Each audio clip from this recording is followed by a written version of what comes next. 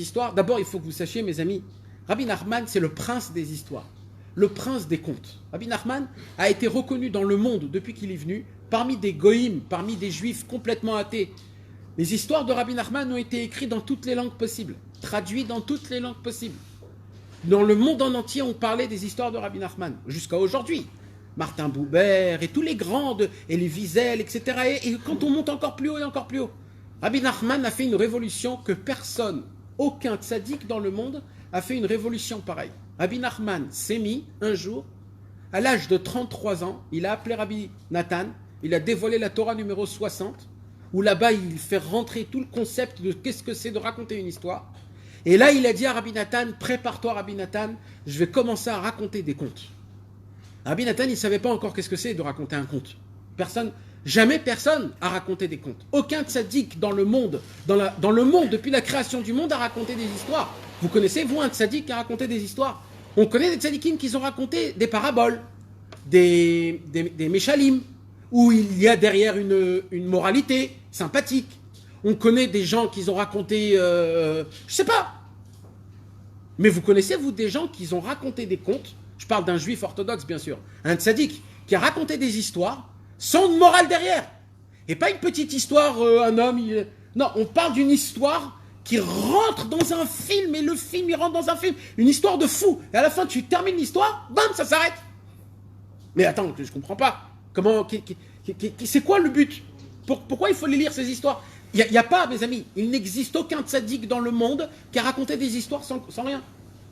Quand Rabbi Nathan il a entendu la première histoire, la princesse disparue du premier conte de Rabbi Nachman de Breslev, Rabbi Nathan il a eu un ribouillot, il a eu une lumière extrême, il ne pouvait pas comprendre. Il le dit, mes amis, je vous comment je vous demande à tout prix, mais réellement, lisez s'il vous plaît. Ouais, exactement. Je vous implore. Quand vous allez rentrer chez vous à la maison, lisez après ce cours. C'est après ce cours, pas demain, pas après-demain, ce soir. Quand vous allez rentrer chez vous à la maison, après cette étude qu'on va faire, je vous en supplie, lisez la Hakdama des Sipurim Maasiot. En français. Celui qui a les contes chez lui en français, lisez la Hakdama.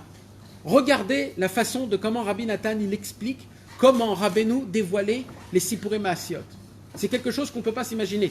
Il disait Rabbi Nathan, Rabbeinu était assis, il s'éloignait un peu de la chaise, de la table. Non, ça c'était quand il dévoilait une Torah. Mais là, cette fois-ci, il disait Rabbeinu, il était assis d'une façon qu'il était prêt à combattre. Il était comme si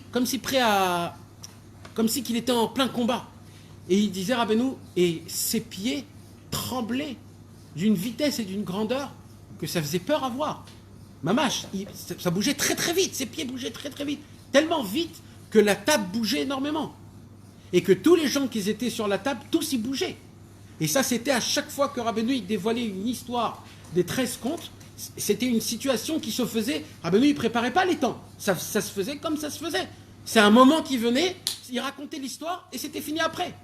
Rabbi Nathan, il disait, depuis que Rabbeinu il m'a dit qu'il va commencer à raconter des histoires, des contes, j'étais tout le temps darour. Comment on dit darour?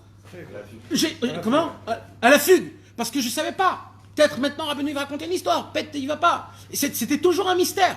Pendant ces 3 ans que Rabbeinu il a vécu, ces derniers 3 ans, Rabbeinu il a commencé à raconter ses contes et ça se faisait comme ça sans te préparer. Et Rabbi Nathan il le dit, mes amis, allez le lire parce que les mots là-bas, comment Rabbi Nathan il l'emploie, la beauté, la grandeur, la façon de comment Rabbeinu il racontait. Il disait Rabbeinu il faisait des intonations qui étaient très spéciales.